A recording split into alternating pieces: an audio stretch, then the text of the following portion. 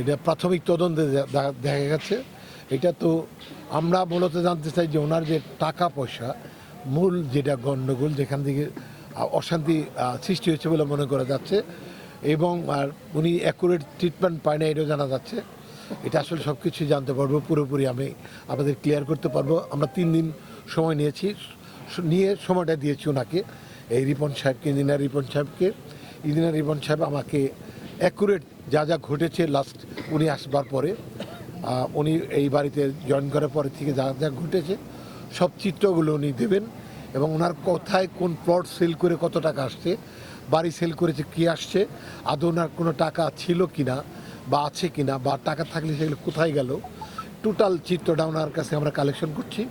তারপর আমরা ন্যায্য বিচার আমরা করতে পারবো বলে আমরা বিশ্বাস করি। আমরা 3 জনের সাথে কথা বলেছি, ড্রাইভার ছিল এবং ওনার বোন ছিল, আপন বোন, ছোট বোন রঞ্জিতাদি ছিলেন, রঞ্জনাদি উনি ছিলেন। উনি কথা বলে গেছেন। তো আমাদের কাছে আসলে কিছু ব্যাখ্যা লাগছে, বেশ ভালো ব্যাখ্যা লাগছে, সেটাও আমরা ক্লিয়ার হইতে চাই। ওনাদের কথা আবার ওনারা নির্দোষ দাবি করছেন।